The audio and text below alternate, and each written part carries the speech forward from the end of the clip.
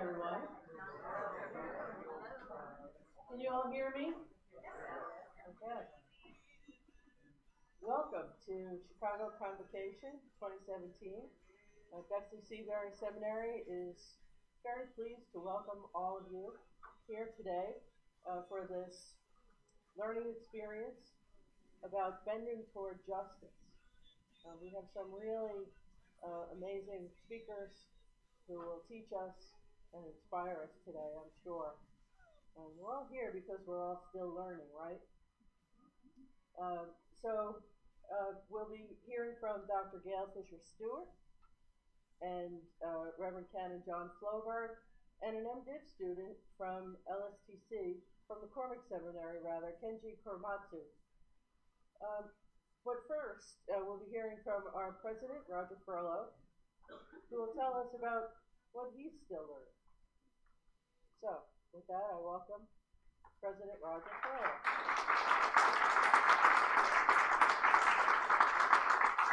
Thank you. I didn't make up the title to this thing, so I had to figure out what to say. And I guess what I'll sum it up before you begin with a kind of paradox, a paradoxical answer to what I'm still learning. The more I know, the less I understand.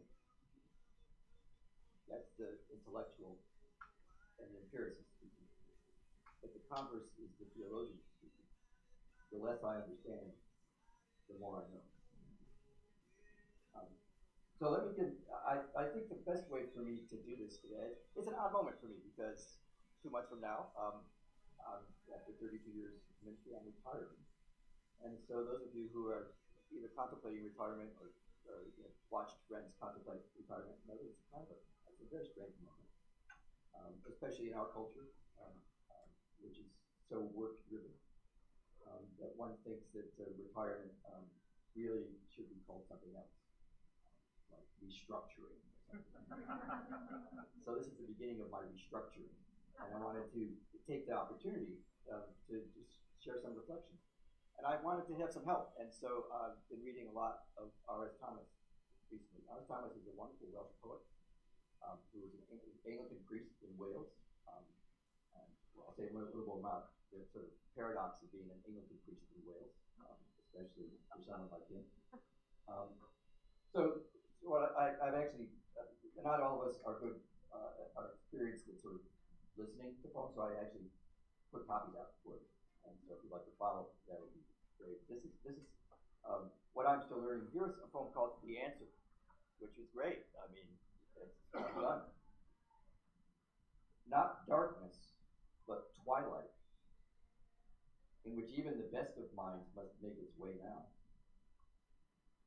And slowly the questions occur, vague but formidable for all that. We pass our hands over their surface like linemen, feeling for the mechanism that will swing them aside. They yield, but only to reform as new problems. And one does not even do that, but towers immovable before us. Is there no way other than thought of answering this challenge? There is an anticipation of it to the point of dying. There have been times when, after long on my knees in a cold chancel, a stone has rolled from my mind. And I have looked in and seen the old questions lie folded and in a place by themselves, like the piled grave clothes of love's risen body. The wonderful Easter notion of what the old questions that need to be laid aside as the new questions arise. And really that's where I'm still learning.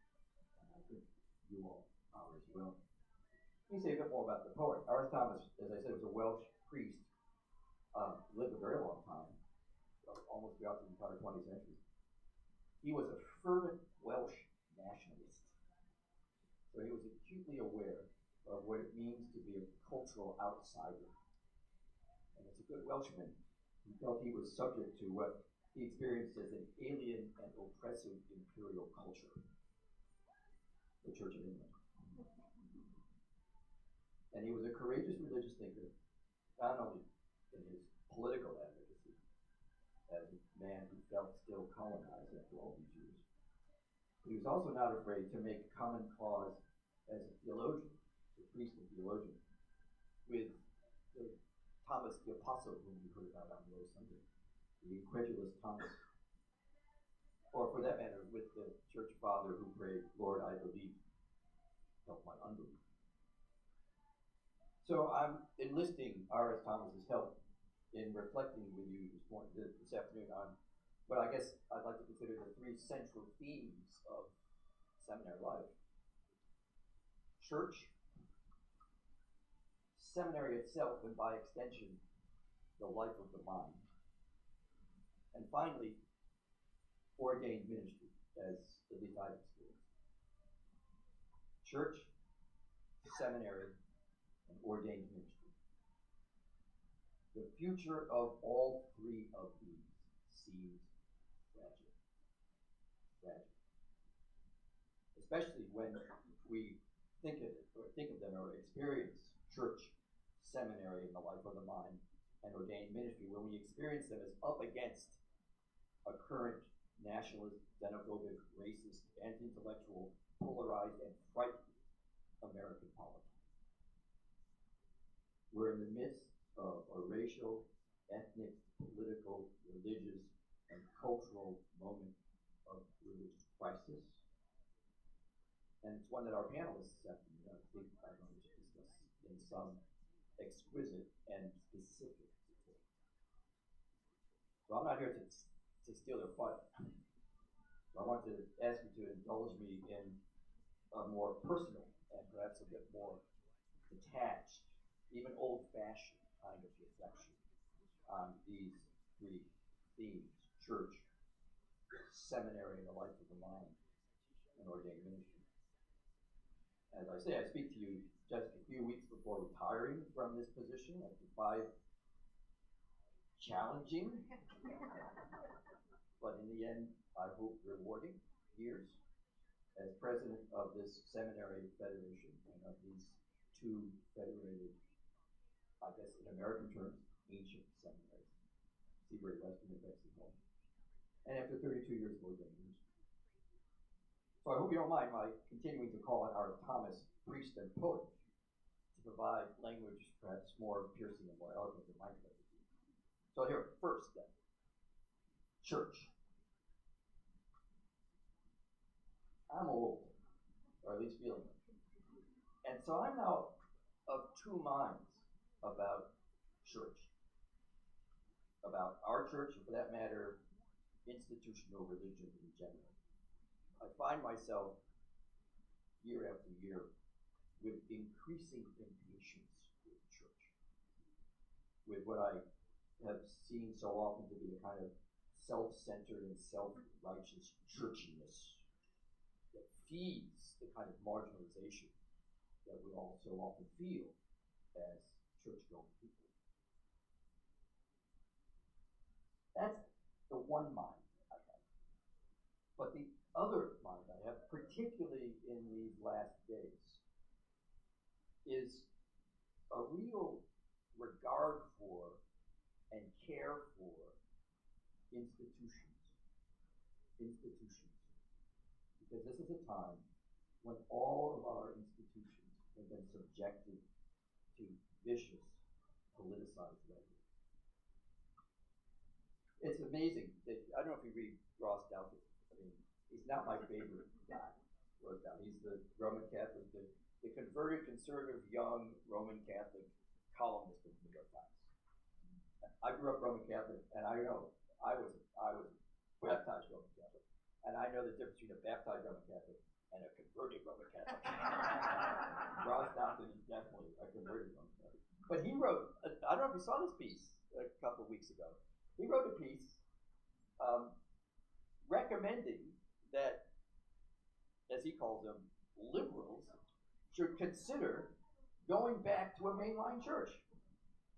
Because the mainline churches are actually doing what liberals complain is not being done. This from Ross Douthat.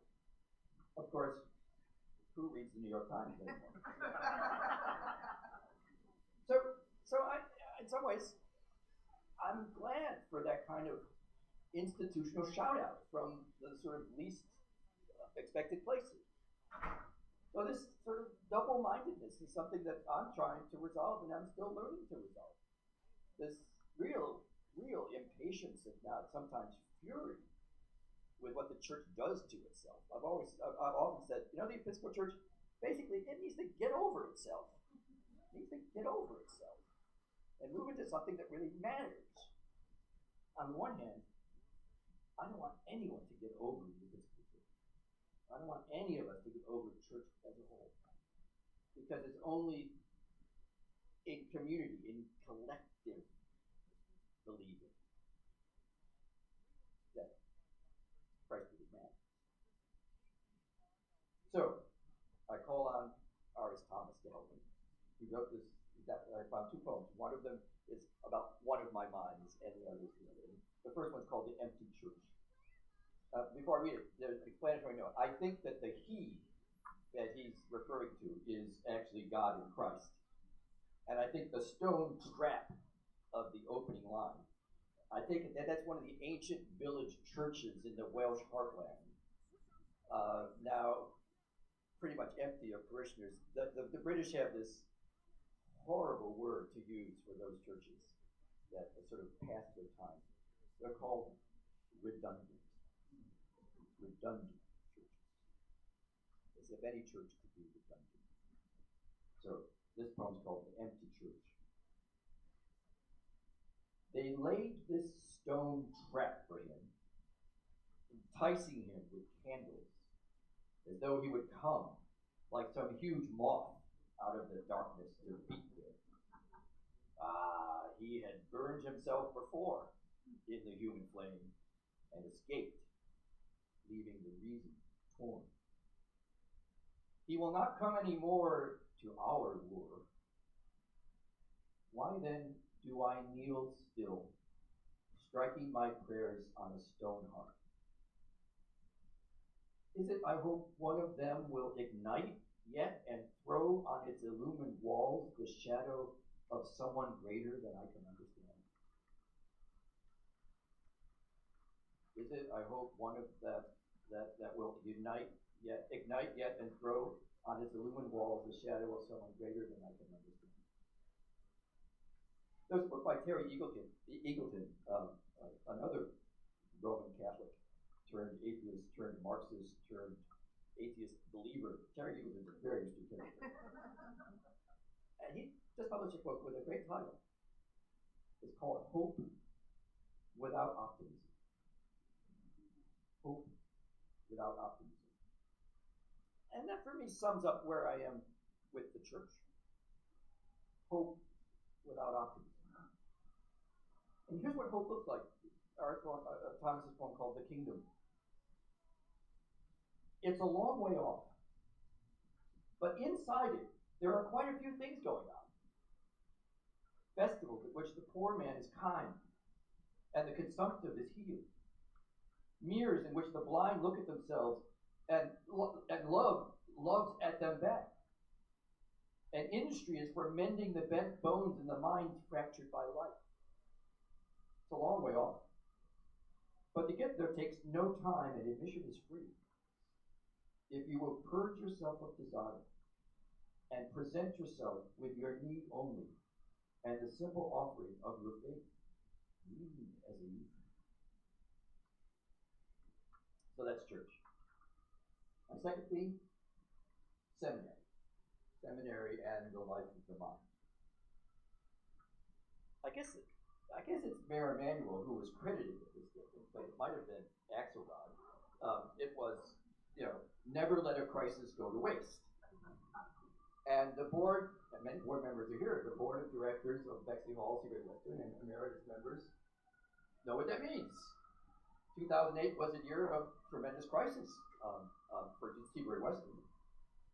And as I joked to somebody, well, Bexley Hall didn't have a crisis in 2008. Bexley Hall has been a crisis since Philander Chase started the thing. One after the other. never let a crisis go to waste. With a committed board, with a loyal and committed faculty and staff, and with students and bishops who've been willing to take a chance, we've sort of made something new. And in the course of all that, that's been my 5 years, which I say were both challenging and I think in the end, wonderful. The biggest disappointment, I think, was nostalgia for an outdated system. That the persistence of nostalgia, particularly among ordained people, who one would have thought would know better.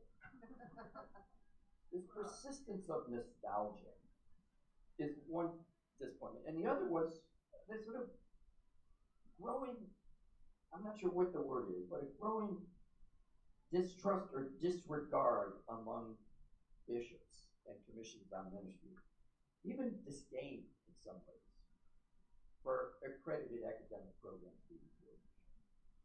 It's a trend that I find to be very distressing, not just because I'm a seminary president, but because the life of the mind is what, in some ways, sets us apart as believers in this little corner of the kingdom. So, many of you are familiar, not just with Bexley Seabury, but with the ups and downs of several of our Episcopal seminaries in recent years. One in Boston, one in New York, but really all of us, in some ways, have had to deal with a tremendously changed theological landscape of education. So instead of talking about the Episcopal situation, let me say a little bit about the Lutheran situation, which is in some ways analogous to ours. And of course, Bexley Hall has had deep experience with Lutherans. And until recently, Seabury was embedded in sort of the Lutheran high headquarters on Higgins Road. So our Lutherans are our friends, sort of. Most of the time, kind of. There's an article by Mark Granquist, who is an ELCA pastor, teaching at Luther Seminary, one of our friend seminaries in Minneapolis. He wrote this piece in a Lutheran journal. And it was a kind of reflection on what's happening in Lutheran seminaries. And really, it's quite parallel to what's happening in ours. And I thought I'd sort of give you a little sense of what he had to say. He said that, and now he's speaking now of Lutheran seminaries, but you can sort of do the math with Episcopal seminaries. It's almost the same story. That there were two streams of influence as these schools came to themselves. One was a long tradition of university-based theological education. A long tradition of that. But for Lutherans, especially, a second stream, which he calls the product of the Lutheran pietistic tradition, that focused on faith formation and practical ministry skills. So he saw this, Lutherans are kind of an immigrant church. He saw this as, right from the beginning, sort of separating two ways of understanding theological education in Lutheran churches. It's sort of that long-standing division between the so-called academic and the so-called practical. Granquist argues that by the 1960s, the goal to combine these two streams, as he said, had been reached. So as he puts it, we would be forming pastors to be academically sound, spiritually wise, and practically ready for ministry. I like the word practically because it means to get into forming pastors to be academically sound, spiritually wise, and practically ready for ministry. But then he goes on to say, which should be no surprise to anyone in this room, the ideal model in the 1960s anticipated a young man recently graduated from a liberal arts college, and he puts in parentheses, preferably a Lutheran college, who would then move on to the seminary campus, live there for 2 years of academic study, followed by an internship year in a parish somewhere, and then return for a final year, after that a quarter year of pastoral education in a clinical setting. It would be modeled on a cohort kind of procedure so that you're always with the same folks moving through seminary. I know, John, you've got 2 of your classmates here in the room, at least 2.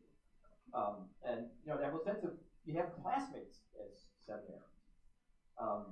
You move through the process together, And you had pastoral and spiritual formation occurring in common activities on the seminary campus, and I love this part, led by the example of the faculty.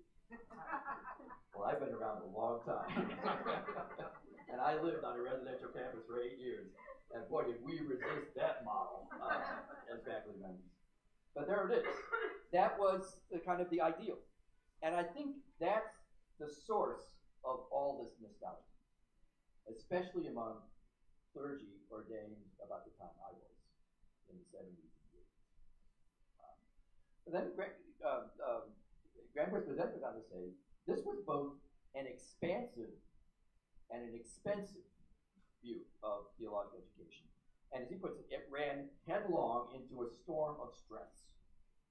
Inflation, deferred maintenance, second career family, students with families, declining denominational contributions. I mean, one difference between the Lutherans and us is that the Lutheran Church actually gives money to their seminaries. I hate to break it to you, the Episcopal Church has no obligations whatever to support its seminaries, except a moral obligation.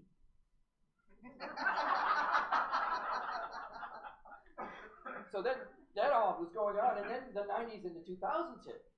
Okay, increased student debt as the cost of undergraduate education soared, particularly if you were still looking for, as it were now at this point, young men and young women who would come with liberal arts educations, because it's the liberal arts degrees that became the most expensive ones.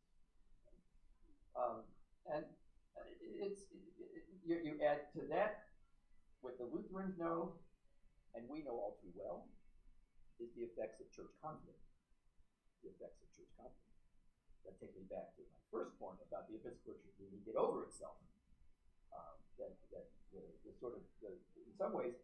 In some ways, how to put this? Those who would like to dismiss us would in fact like to encourage us to keep fighting with each other, because that sucks all of our energy.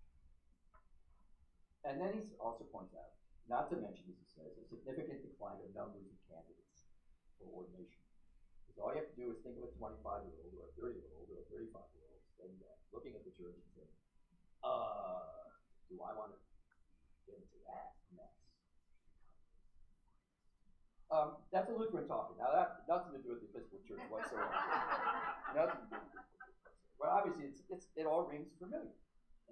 And if you now talk to Frank Yamada, who is currently the president of McCormick, but is about to become the president of the Association of Theological Schools, this is the case in every denominational school. In every denominational school, these are the pressures, these are the stresses, this is the crisis, and now the question is, can we turn the crisis into an opportunity? Take me back to my gratitude to our board and our faculty and our staff, where no good crisis goes to waste. So we have moved in ways that actually other seminaries are beginning to move, to turn toward a reliance on partnerships. We are no longer, as the Episcopal deans have been saying to each other, and trying to actually act like this, that we're no longer in competition with each other. Okay. And it's a return to really a 19th century model, 18th century model that precedes the academic and the pietistic one. And that's to say that theological education, formation for ministry, best happens in an academically infused contextual setting. Of course, there's contextual learning, which means, as many of our students are now experiencing at Bexley Seabury, that they are in teaching congregations, and there is a kind of a compact between the congregation and the seminary and the student. That there's kind of mutual learning that we will learn from each other, and of course, there are risks of this. One is, it assumes that there's some kind of theological coherence among our parishioners.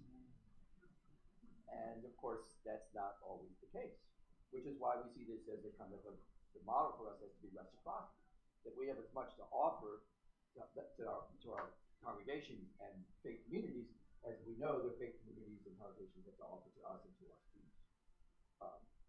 There's also, it's clear that we need and are beginning to re-emphasize the role of clergy as teachers, particularly in this post-Christendom world, where people simply don't know what we're talking about. So the theological language has to be completely rethought and revamped, as it were. And also, we need to move clergy, people preparing for ordination or service in the church, as whether it's lay or ordained, move us from the sort of administrator therapist model, which is the one I was thinking, to what I would call restoring the rabbinate.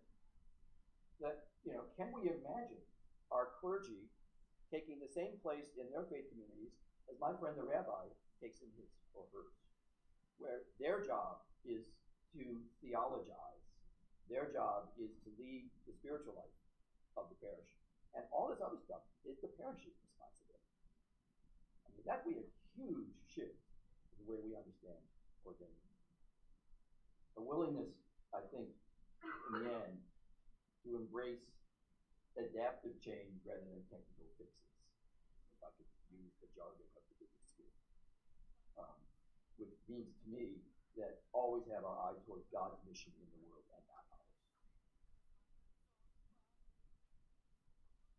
So, R.S. Thomas.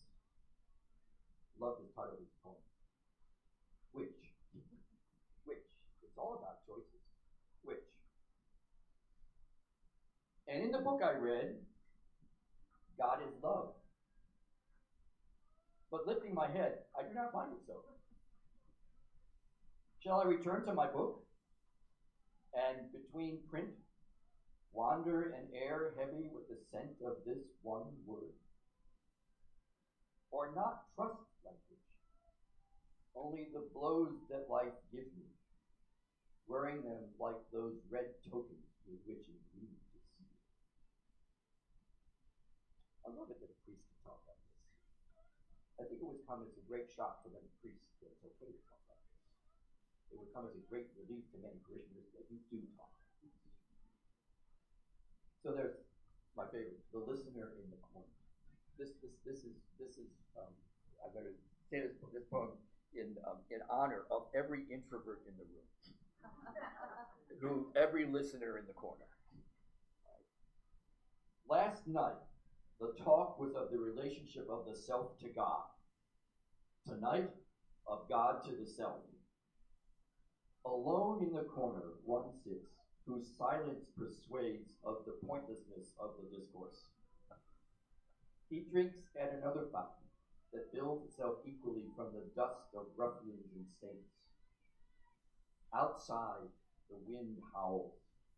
The stars that once were the illuminated city of the imagination, to him are fires extinguished before the eye's lenses form. The universe is a large place with more of darkness than light. But slowly a web is spun there as minds like his swing themselves to and fro. If I could teach my students to allow their minds simply to swing to and fro, I would feel that my life was this. So I have to be frank with you at this time. I feel more and more like the listener in the corner these days. Retirement, restructuring, whatever we call it, always calls for retrospection of some sort. I guess I'm now guilty of that as I stand before you. But I've always found the sort of churchy language of retrospection unappealing. I hate when church people talk about my journey or my pilgrimage. Okay? No, like that's much too organized. That's not what that is. But I do know that all of us need to in some way impose a storyline on life's chaos. We all do it one way or the other. To impose a storyline on life's chaos and on life's gifts. Because that's actually, after all, what the gospel writers did. They imposed a storyline on the chaos of that crucifixion. Well, I was ordained in the early 1980s, and it was a very different church. Ed Browning, who remembers Ed Browning? Yes, we're all old in this room, right? Ed Browning was the presiding bishop. This church would have no outcasts. It was an exciting time for me to be a part of this church. The prayer book had just been approved, and women were being ordained. It was the beginnings of LGBT awareness. Louis Crew was a friend of mine in the old days, and still is, except he's even older than I am. I mean, that's what the United States were like. And I had the great fortune in my ordination to be in all three parishes in which I was either assistant or rector. All three of them had schools, and so I understood early on that the nature of ordained life had to be committed to the shaping of the minds of folks as well as the souls. My favorite expression through all this time is the title of that wonderful book by Jean Leclerc, The Love of Learning and the Desire for God. Not different things, but two aspects of the same end. But I also was priest for my first rectorate during a real time of church tension. I was in Pittsburgh and witnessed firsthand and participated in Sundays in what really became this really ugly polarization of the Episcopal Church, one in which we're still trying to cover. So that was then, and this is now. Who is it? I was talking to the Dean of Erie the other day, and he said something about, there was a second generation of priests who got all angry at us, the baby boomers, and now the I don't know, that generation after them is now living up to the baby boomers and having some kind of wisdom. That is a scary thought. So I want to end with two poems and then maybe have a little bit of discussion. Well, actually one poem, and this poem is called The Priest. He had read a poem called The Priest. So as I read this poem, I think that in some ways his Welsh experience is so far removed from my American experience.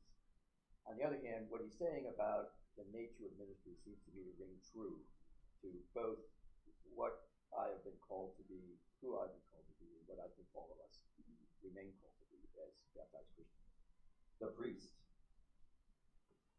The priest picks his way through the parish.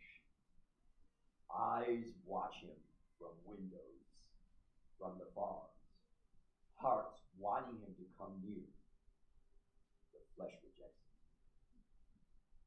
Women, this is long before women's ordination, women pouring from the black kettle, stir up the whirling tea grounds of their thoughts, offer him a dark filling with a smiling sandwich.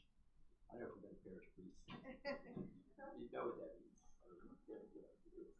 There's always an underbeat. Priests, I love this line. Priests have a long way to go. That is so true. A long way to go. The people wait for them to come to them over the broken glass of their vows, making them pay with their sweat's coinage for their correction.